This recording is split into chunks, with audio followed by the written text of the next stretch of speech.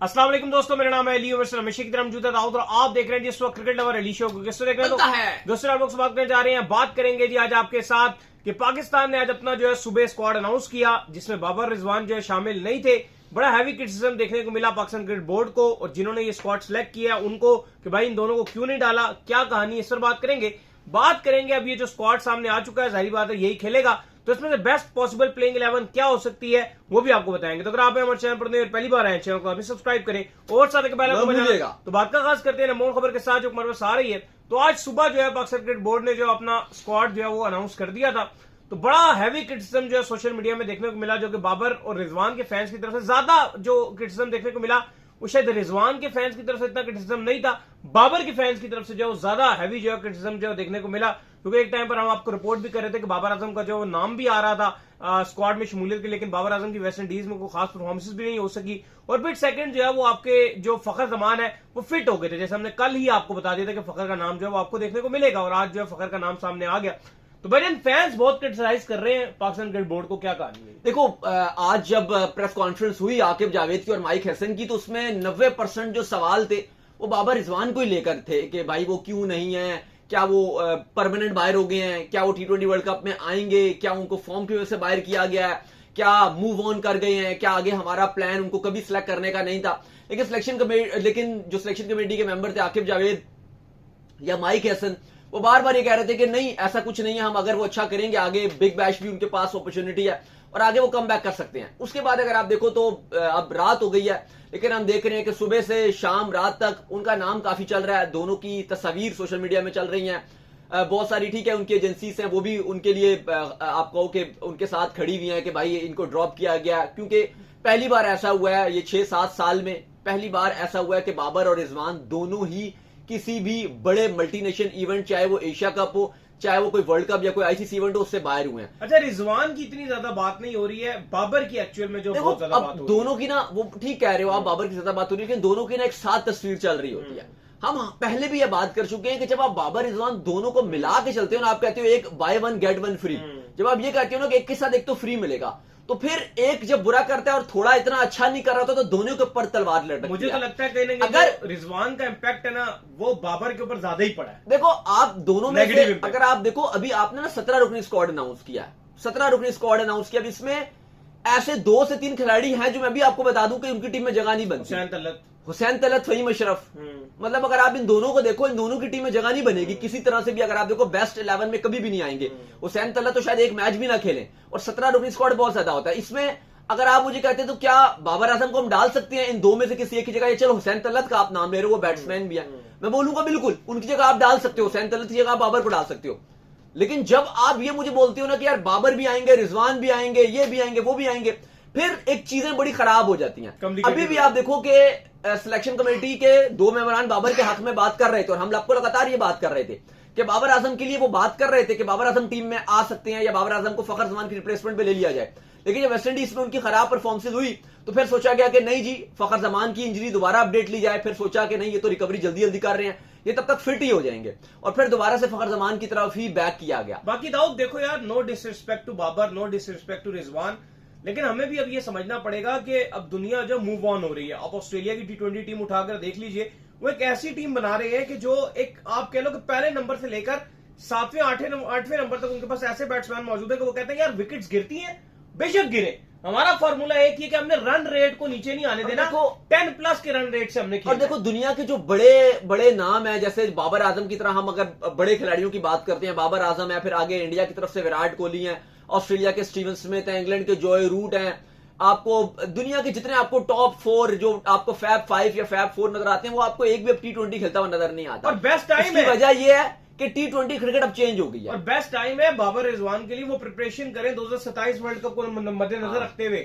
और बाबर को अपनी फॉर्म ओडीआई में गेन करनी है। हम तो हमेशा से बात करते हैं कि भाई बाबर आजम ने जो शॉट्स मारे, चाहे वो एक इनिंग में उन्होंने बेशक 48 रन बनाए, जो 47 रन उन्होंने स्कोर किए, उसमें सबसे प्यारी शॉट है देखिए बाबर आजम ने मारी जो पूरी इनिंग में। उनका जो बेस्ट फॉर्मेट है बाबर आजम का, वो ओडीआई है। ठीक है, अभी इस टाइम वक्त आता है, उनकी फॉर्म नहीं चल रही, ना उनकी रेड बॉल में फॉर्म चल रही थी, उससे भी वो ड्रॉप हुए थे, फिर ओडीआई में भी उनके रन नहीं आ रहे हैं, इवन चलो खेल तो रहे हैं ओडीआई की टीम में, टी20 में भी बिल्कुल फॉर्म नहीं लगी है। अब देखो एक माइक हसन ने एक बात की थी, अगर आप चलो आज मैं बोलता हूं, मैं बाबर का फैन हूं, मैं बोलता हूं कि बाबर आजम को ना टी20 टीम में होना चाहिए, ठीक है, आप सिलेक्टर हो, मैं बाबर आजम का फैन हूं और मैं कहता हूं बाबर आजम को होना चाहिए। अब आप मुझसे सवाल करोगे, ठीक है मैं बाबर आजम को रख लेता हूं, टॉप 3 में खेलेंगे ना बाबर आजम, इसके अलावा तो नहीं खेल सकेंगे। अब आप मुझे बताओ कि टॉप 3 में आप बाबर आजम को किसकी जगह अगर आप ड्रॉप करके खिला सकते हो? 3 मेरे ये हैं पाकिस्तान टीम में, साहिबजादा फरहान जो 6 मैचेस में 3 मैन ऑफ द मैच ले चुके हैं अपने 6 खेलकर, वो इस टाइम पीक पे हैं। इस टाइम आपके साइम फखर और साहिबजादा फरहान, इन तीनों में आपकी जिसकी सबसे अच्छी फॉर्म चल रही है ना, आपके पहले तीनों साहिबजादा फरहान है, तो उसको तो आप फॉर्म की बिना पे आप रखोगे क्योंकि वो सीजनल परफॉर्मर है, मार रहा है, सीजनल है भाई, वो लंबा भी खेलता है, रन भी बनाता है, उसको आप ड्रॉप नहीं कर सकते। फिर आप कहते हो जी साइम को आप ड्रॉप कर दो, फिर मैं आपको कि भाई साइम ने आपको ऑस्ट्रेलिया में जितवाया, न्यूजीलैंड आपको साउथ अफ्रीका में जितवाया और फ्यूचर वो आपका सर, आप कैसे ड्रॉप करोगे? फिर आप कहते हो फखर जमान खुद आपको पता है कि वो फ्लेक्सिबिलिटी देता है, वो नंबर 3 पे भी खेल लेता है, 4 पे भी खेल लेता है, हर नंबर पे खेल लेता है, और वो जिस स्ट्राइक रेट का कभी भी फखर का इशू नहीं आता, और वो जब खेलता है बड़े मैच में वो फिर अलग ही तरीके से खेलता है। और हम हमेशा टी20 में एक बात करते हैं कि टी20 में अगर आप जो है वो आउट हो जाए ना, कोई मसला नहीं, मतलब आपने 2 बॉलें खेल ली, 3 बॉलें खेल ली, लेकिन टी20 में वो क्राइम हो जाता है कि जहां पर बॉलें डॉट होती हैं। अब आप अगर ये कहते हो कि वो करता नहीं है, उन 3 की जगह अब आपको बाबर को रखना है, अब आप उन 3 में से किसी को भी ड्रॉप नहीं कर सकते। अब यही बात माइक हैसन ने भी की कि देखो मसला बाबर और या का नहीं है, मसला के बाबर बुरे हैं, ये नहीं है कि बाबर बुरे हैं। अब मसला यह है कि आप मुझे बताओ, ये माइक हैसन ने भी सवाल पूछा कि आप मुझे बताओ कि क्या मैं साहिबजादा फरहान को ड्रॉप कर सकता हूं, क्या साइम को ड्रॉप किया जा सकता है, क्या फखर को ड्रॉप किया जा सकता है? अब जब ये 3 आ गए हैं ना, तो अब आप तीनों को ड्रॉप नहीं कर सकते। तो फिर बाबर का थोड़ा सा मसला ये आया जिसकी वजह से वो नहीं है, लेकिन हम सबको पता है कि वो एक अच्छे खिलाड़ी हैं, एक बड़ा नाम है और पाकिस्तान का एक स्टार है। जैसे एक पोस्टर बॉय होता है ना, दुनिया भर में हर टीम में एक 2-2 खिलाड़ी पोस्टर बॉय होते हैं, पाकिस्तान का वो एक बड़ा नाम है, एक बड़ा स्टार है।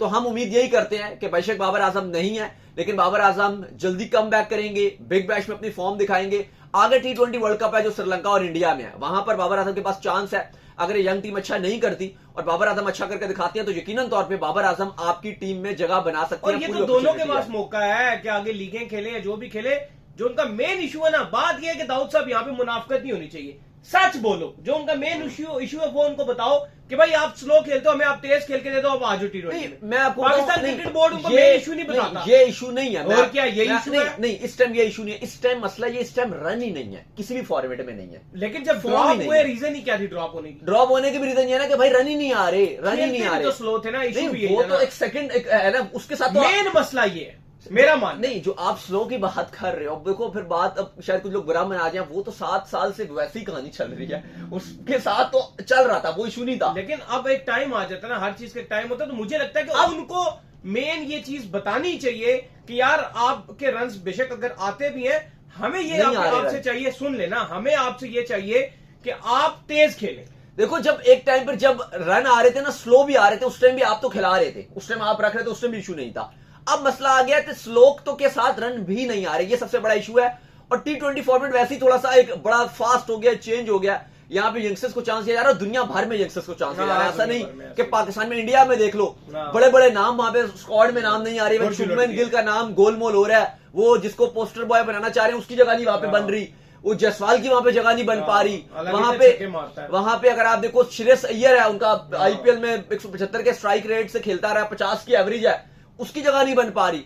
मतलब आप ये देखो ऑस्ट्रेलिया में बड़े बड़े नामों की जगह नहीं बन पा रही, साउथ अफ्रीका में आप देख लो जगह नहीं बन पा रही, इंग्लैंड में आप देख लो इतने बड़े बड़े प्लेयर्स उनकी जगह नहीं बन पा रही। तो टी20 क्रिकेट चेंज हुआ है, आप मानो या ना मानो, अब टी20 में लोग डिफरेंट इनोवेशंस ला रहे हैं, चेंज हो रहा है। तो अगर यहां से 2 हो गए, ठीक है, बुरा लगता है, कोई फेवरेट प्लेयर या कोई बड़ा नाम या कुछ टाइम के बाद बुरा लगता है, हमें भी थोड़ा सा, मैं और अभी यही बात कर रहे थे कि हाँ बड़ी अजीब सी बात है कि 6-7 साल के बाद वो ड्रॉप हुए हैं, थोड़ा अजीब लगता है। लेकिन हकीकत तौर पे देखा जाए तो ये इस टाइम का बेस्ट अवेलेबल स्क्वाड था या है, ठीक है, आपने थोड़ा स्क्वाड को लंबा करके पूरा पारा किया, स्क्वाड 15 रुकनी होता है, नाम जैसे और तब्दील हो सकते थे, जैसे हुसैन तलत की जगह आप नियाजी को डाल सकते थे, अब्बास अफरीदी को डाल सकते थे, ये नाम ऊपर नीचे, लेकिन ओवरऑल बेस्ट। लेकिन ये वो नाम है कि जो आपने 11 बनानी है, शायद से इनमें से जो बाहर आउटसाइडर नाम है या जो आपने हुसैन तलत की बात किया है, ये 11 में जगह नहीं बना सकते। अब अली साहब आए कि पाकिस्तान का जो स्क्वाड था वो तो आ गया, अब ये ट्राई सीरीज भी खेलनी है और एशिया कप भी खेलना है, लेकिन उसकी 11 क्या होगी। लेकिन मैं पहले आपको बता दूं कि पहले ये बात कंफर्म थी कि 2 स्क्वाड अनाउंस किए जाएंगे, एक एशिया कप का और एक आपका ट्राई सीरीज का। अब हुआ ये कि जो हम तक अभी बात पता चली आज के एक स्क्वाड क्यों अनाउंस किया गया, वो ये कहा गया कि अगर हमें 15 रुकनी स्क्वाड की इजाजत होती तो हम हारिस रऊफ और शाहीन शाह अफरीदी को हम ड्रॉप करते, सॉरी ड्रॉप नहीं करते, रेस्ट देते, हम उनको आराम करवाते और बाकी तो यही स्क्वाड था। लेकिन चूंकि अब हमारे पास 17 रुकनी स्क्वाड की फ्लेक्सिबिलिटी आ गई है, अहमद दनियाल तो वैसे ही अनफिट थे, तो हमारे पास फ्लेक्सिबिलिटी आ गई है 17 की, तो हसन अली और सलमान मिर्जा हमारे पास आप कह लो कि एक एक्स्ट्रा ऑप्शन है, क्योंकि हमारी जो फर्स्ट चॉइस है, ये मैं आपको टीम मैनेजमेंट की थिंकिंग बता रहा हूं, जो सिलेक्शन कमेटी है और टीम मैनेजमेंट है आपकी कोच माइक हसन, मैं उनका आपको बता रहा हूं कि उन्होंने कहा हमारे पास फ्लेक्सिबिलिटी आ गई, क्योंकि हमारी फर्स्ट चॉइस शाहीन और रऊफ है, और जो सेकंड आप कह लो कि हमारे पास ऑप्शन है वो एक सलमान मिर्जा है, और फिर हमारे पास हसन अली है, और अब वसीम जूनियर भी आ गए क्योंकि वो भी प्रॉपर बॉलर है। तो ये जो यूएई वाले मैचेस हैं, जो हल्के मैचेस हैं, इनके अंदर हम उनको भी ट्राई करते रहेंगे, तो शाहीन और रऊफ के ऊपर जो 5 मैचेस है उनका लोड नहीं आएगा। तो इसलिए फिर हमने 17 रुकनी स्क्वाड की वजह से एक ही स्क्वाड चला लिया कि यही ट्राई सीरीज में भी चल जाएगा और यही आपका अली साहब एशिया कप में भी चल जाएगा। बिल्कुल। खैर जी, इसके बाद जो अपडेट आ रही है वो बात करते हैं जरा प्लेइंग 11 को लेकर कि प्लेइंग 11 अब स्क्वाड के अंदर से जो है बेस्ट पॉसिबल जो प्लेइंग 11 है, जो आपको ट्राई नेशन सीरीज में भी खेलते हुए दिखेगी, या फिर आपको जो एशिया कप में मेन आप जो एक बनाओगे कि यार हमने इस बेंच के साथ जो है इस 11 लड़कों के साथ जाना है, वो क्या होने जा रही है। तो भाईजान क्या लगता है प्लेइंग 11 क्या होने जा रही है? साहिबजादा फरहान और साइम ही ओपनिंग करेंगे, फखर को ही तीसरे नंबर में मौका मिलेगा, क्या कहानी है? देखो अभी तक तो यही सोच नजर आ रही है कि साइम अयूब और साहिबजादा फरहान को ही ओपनिंग के लिए रखा जाएगा और उन दोनों से ही ओपनिंग कराई जाएगी। क्योंकि साहिबजादा फरहान का एक मसला ये भी है ना कि जो एशियन कंडीशन और जो स्पेशली स्पिन के अगेंस्ट है, वो उनका स्ट्राइक रेट बहुत अच्छा है स्पिन के अगेंस्ट। कैसे है मतलब यही मेन मतलब मसला पॉइंट करो, ये अच्छी बात है उनकी कि इसलिए उनको ज्यादा प्रायोरिटाइज कर इस सारे इवेंट में किया जाएगा। तो देखिए, और बिल्कुल और उनकी फॉर्म भी चल रही है, तो साहिबजादा फरहान के साथ साइम अयूब को ओपनिंग करवाई जाएगी। अगर फखर फिट रहते हैं तो फखर नंबर 3 पे खेलेंगे ट्राई नेशन सीरीज में। अगर वो बीच में एक आध मैच में वो फिट नहीं रहते हैं तो फिर ये होगा कि फिर फखर वाली स्लॉट एक हट जाएगी और सारे एक एक नंबर ऊपर आ जाएंगे, और नीचे से फिर ये खुईदिल शाह को 11 में मौका देंगे, खुईदिल शाह को।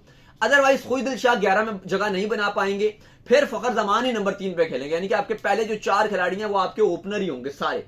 नंबर 3 पे फखर जमान आ जाएंगे, नंबर 4 पे विकेट कीपर मोहम्मद हारिस। अब हारिस का भी एक सबसे बड़ा एक इशू ये आ रहा है कि बैटिंग में उनका ये मसला आ गया कि अब क्योंकि ऊपर फरहान और आपके साइम आ गए हैं, 3 पे फखर आ गए हैं, फिर जब थोड़ा सा स्टार्ट बेहतर हो जाता है तो आपके जो कप्तान है आगा, वो कहते हैं जी बैटिंग में मैं भी चला जाता हूं, तो फिर हारिस को एक वो नंबर नहीं मिल पा रहा। बल्कि मैं समझता हूं कि हारिस जैसा प्लेयर है उसको आप हर नंबर पे खिला सकते हैं, बेशक आप उसको वो या तो मारेगा या तो आउट होगा, 6-7 में भी ले जाओगे, इतनी कोई टेंशन नहीं होगी, लेकिन उसको आपको बैटिंग करवानी चाहिए। लेकिन अब उसकी वजह से थोड़ा सा जो नंबर यूटिलाइजेशन है वो थोड़ी सी खराब हो जाती है, क्योंकि वो हारिस थोड़ा सा लेट आ रहे हैं। लेकिन बहरहाल हारिस को फिर आप नंबर 4 पे खिलाओगे। अब आगा नंबर 5 पे आते हैं, मुझे लगता है कि आगा नंबर 5 पे आते हैं तो उनकी यूटिलिटी नहीं होती उस तरह से, क्योंकि आगा भी T20 में नंबर 3 और 4 पे अपना पोटेंशियल ज्यादा देते हैं, जहां पर वो पार्टनरशिप एक बिल्ड कर सके। हाँ, और थोड़ा टाइम भी उनको चाहिए होता है। इस्लामाबाद की तरफ से भी जब वो 3-4 पे खेलते हैं तो अच्छा कर जाते हैं। जब आप 5 पे लेके जाते हो सलमान अली आगा को, उनकी यूटिलिटी भी बहुत कम हो जाती है। लेकिन अब स्क्वाड इसी तरह से बनेगा कि आपका जो कप्तान सलमान अली आगा है वो 5 पे आएगा। हाँ, पॉसिबिलिटीज हैं कि वो अपने आप को 4 पे करके जो हारिस है उनको 5 पे कर दें, लेकिन बहरहाल कुछ इस तरह से ही कहानी बनेगी। फिर आपके 5 पे जब आपके आ जाएंगे सलमान अली आगा, 6 पे हसन नवाज। हसन नवाज वैसे तो ये T20 के एतबार से बहुत लेट नंबर है, बहुत ज्यादा लेट नंबर है, लेकिन क्योंकि आपके कप्तान जी कहते हैं कि हम सिचुएशन के हिसाब से T20 में नंबर इधर उधर करते रहेंगे और हसन नवाज को अगर हमें लगेगा अच्छा स्टार्ट है, हम उनको ऊपर भी भेज देंगे। ये अच्छी बात है। हाँ, क्योंकि इस पूरी टीम में बेस्ट हार्ड हिटर जो है वो हसन नवाज है, और स्ट्रेट जिस तरह वो छक्के मारते हैं, जो उनका स्ट्रेट बल्ला है बहुत अच्छा, वो बहुत ही कमाल का है। तो नंबर 6 पे आपके आ जाएंगे हसन नवाज।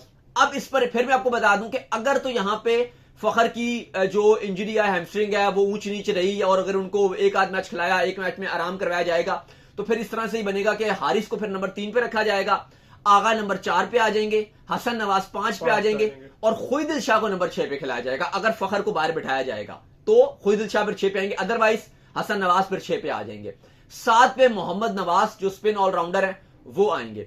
अब आपके पास स्लॉट्स हैं बोलर्स की 8, 9, 10 और 11, 4 स्लॉट्स आपके पास हैं, जिसमें एक आप ऑलराउंडर डालोगे, एक आपने फास्ट बॉलिंग ऑलराउंडर खिलाने हैं, एक आपकी सोच है कि हमने स्पिनर खिलाने हैं, और एक आपके 2 अपने फास्ट बॉलर खिलाने हैं। पॉसिबल तौर पर ये होगा कि फहीम अशरफ को शायद आप एक डालोगे, और फिर आप जो है वो एक जो है सुफियान मुकीम को डालोगे, एक आप यहां पर जो हारिस रऊफ को डालोगे, और एक आप जो है शाहीन को डालोगे एशिया कप के अंदर। और यही जिस टाइम जो है वो आप ट्राई नेशन सीरीज में जाओगे तो मुझे लग रहा है कि जो पेसर है उसके अंदर आप सलमान मिर्जा को डाल दोगे। हाँ, वो आप वो आप रोटेशन के तहत चलाओगे, हो सकता है आप दोनों को ही ना खिलाओ हारिस, फिर उसको आप सलमान मिर्जा हसन के साथ भी जैसे आपका एक मैच होगा यूएई वाला मैच होगा, तो यूएई वाली मैच में आप दोनों को बाहर बैठा दोगे, रऊफ और शाहीन को बैठा के आप जो वो हसन और सलमान मिर्जा को ट्राई कर लोगे। फिर अगले मैच आपका अफगानिस्तान का होगा जो इनमें से अच्छा कर रहा होगा, आप रोटेशन के तहत। हालांकि अगर आप मुझसे पूछो तो मैं ये चाहता हूं बेसिकली कि अगर देखो नवाज तक आपकी बैटिंग चली गई है ना, उसके बाद आप फहीम को ना भी खिलाओ ना बहुत है। अगर इतनों ने कुछ नहीं किया तो फहीम को, इब्रार को भी खिलाओ, दोनों स्पिनर खिलाओ। इब्रार आप ये कर लो ट्राई सीरीज में, आप ये कर लो, आप इसका रिजल्ट ट्राई सीरीज में देख लो, क्योंकि ट्राई सीरीज को इतनी इंपॉर्टेंट नहीं है as compare to Asia cup. तो आप ट्राई सीरीज में ये फार्मूला अपना कर देखो कि आप इब्रार को और साथ जो मुकीम है उन दोनों को नंबर पे खिलाओ। अब प्लेइंग 11 के बाद, लेकिन आप जो बात कर रहे हो कि फहीम को बिठा के जो है वो स्पिनर को खिलाओ, लेकिन मैं आपको बताऊं कि जो इनकी सोच पाई जा रही है वो फहीम भी अब थोड़ा सा उसके लिए भी, क्योंकि फॉर्म जिस तरह से चली थी उसकी अच्छी फॉर्म नहीं चली थी, तो इसीलिए वजह से इन्होंने सिर्फ फहीम के बैकअप के तौर पे वसीम जूनियर को रखा है। सिर्फ फहीम का बैकअप है वसीम। लेकिन यार ये फहीम को ही खिलाते हैं एट द एंड, क्योंकि ये उसकी बैटिंग पे बहुत भरोसा करते हैं। नहीं, वो जूनियर को इसलिए रखा है ना कि वो भी बैटिंग कर लेगा, और जूनियर बॉलिंग में बहुत बेहतर करता है। इवन जूनियर की अगर आप बॉलिंग देखो 2023 के वर्ल्ड कप में सबसे अच्छी थी। वो आपके प्रीमियम बॉलर जो थे शाहीन और जो रऊफ थे, इनसे बेहतर बॉलिंग कर रहा था। वो डेड रबर विकेटें थी बैटिंग वाली, उस पे उसकी बॉल इतनी अच्छी स्विंग, और डेथ ओवर्स में बड़ी अच्छी खिंची हुई लाइन से और तेज गेंदबाजी कर रहा था, बड़ी अच्छी स्पीड से 140 प्लस की स्पीड से डाल रहा था। तो ये भी आप कह सकते हो कि ट्राई करेंगे प्रॉपर, फहीम को भी बेंच करवाकर वसीम जूनियर को भी खिलाएंगे। मुझे लगता है कि वसीम जूनियर की जगह आपके फहीम अशरफ की जगह वसीम जूनियर खेलेंगे, फिर आपके सुफियान मुकीम खेलेंगे, और दो आपके बेस्ट फास्ट बॉलर होंगे जो आपका बेस्ट कॉम्बिनेशन बनेगा। बाकी ट्राई सीरीज में तो आप रोटेशन के तहत चलोगे। जैसे आपको पहले बता दिया कि एक मैच में सलमान मिर्जा के साथ शाहीन खेल लेंगे, एक मैच में हसन और मिर्जा को आप खिला लोगे जो यूएई के साथ मैच होगा, फिर एक दिन आप रऊफ के साथ हसन अली को खिला लोगे। वो आपकी रोटेशन ट्राई सीरीज में 5 मैचेस हैं, वो आप सारे बॉलर्स में कॉम्बिनेशन ट्राई करोगे, सब कुछ आप ट्राई करोगे। एक आध मैच में आप फहीम को खिला दोगे, फिर आगे आप वसीम जूनियर को खिला दोगे। तो फिर आपको बताते हैं कि जो पाकिस्तान की 11 पॉसिबल तौर पे बेस्ट 11 यहां से जो बनकर आपकी टीम मैनेजमेंट जो खिलाएगी वो आपको बता रहे हैं। वैसे तो हमारी ख्वाहिश ये रहेगी कि आप यूएई में खेल रहे हो, आप 2 स्पिनर के साथ जाओ, लेकिन जो इनकी सोच नजर आ रही है वो यही है कि साइम अयूब और साहिबजादा फरहान ओपनिंग करेंगे, नंबर 3 पे फखर जमान आ जाएंगे, नंबर 4 पे मोहम्मद हारिस, नंबर 5 पे सलमान अली आगा, नंबर 6 पे आपके हसन नवाज, 7 पे आपके मोहम्मद नवाज, 8 पे वसीम जूनियर, 9 पे आपके शाहीन शाह आफरीदी, 10 पे आपके सुफियान मुकीम और 11 पे आपके हारिस रऊफ। ये पाकिस्तान अपनी 11 एशिया कप के इस 17 रुकनी स्क्वाड से बनाएगा। थोड़ा सा यह है कि पाकिस्तान क्रिकेट बोर्ड ने, सिलेक्शन कमेटी ने एक अकलमंदी किया कि उनके ऊपर क्रिटिसाइज कम हो रहा है क्योंकि 17 रुकनी स्क्वाड अनाउंस हो गया। जब 15 होता है तो उसमें 1-2 ऐसे बड़े नाम होते हैं जो आप बाहर कर देते हो और फिर गालियां पड़ती हैं आपको। जैसे इसमें अगर ये सलमान मिर्जा को ना डालते तो इन पर बहुत क्रिटिसाइज होता कि भाई आपकी फास्ट बॉलिंग तो बिल्कुल निकम्मी है, हसन अली इस टीम में क्यों है, फहीम अशरफ इस टीम में क्यों है। लेकिन वो 17 रुकनी स्क्वाड से बहुत सारी जो खामियां थी, जो बुराइयां थी, उस पर पर्दा डल गया। सिर्फ अब ये एक डिबेट हो रही है कि बाबर आजम इस स्क्वाड में क्यों नहीं है। वो पाकिस्तान 6-7 साल बाद अब पहली बार ऐसा हो रहा है कि मल्टीनेशनल टूर्नामेंट खेल रहा है और बाबर रिजवान दोनों ही नहीं है। लेकिन जाहिर है उनके पास मौका था। वेस्ट इंडीज की सीरीज में भी सिलेक्शन कमेटी कह रही थी अगर ये रन बनाते हैं, स्पेशली बाबर आजम की बात हो रही थी, रिजवान को तो और नसीम शाह को तो कंसिडर भी नहीं किया जा रहा था।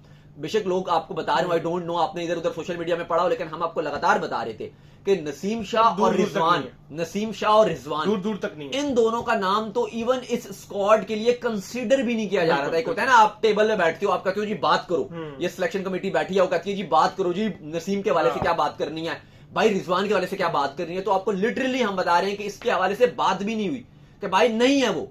अगर नाम आया भी तो सब एग्री थे कि भाई नसीम भी नहीं होगा और आपका रिजवान भी नहीं होगा। सिर्फ बाबर आजम के हवाले से बात चल रही थी और वो फखर जमान से सब्जेक्ट टू उनकी इंजरी रखा हुआ था कि अगर वो अनफिट होते हैं तो वो नंबर 3 पे खेलते हैं तो बाबर को भी फिर एग्री किया जाएगा कि वो नंबर 3 पे खेलेंगे और हम टीम में डालेंगे। लेकिन जिस तरह से बाबर की फॉर्म बुरी रही, अब चलो ठीक है, देखो अब एक इसमें आखिरी में बात करूंगा, बेशक फिर इजाजत लेंगे।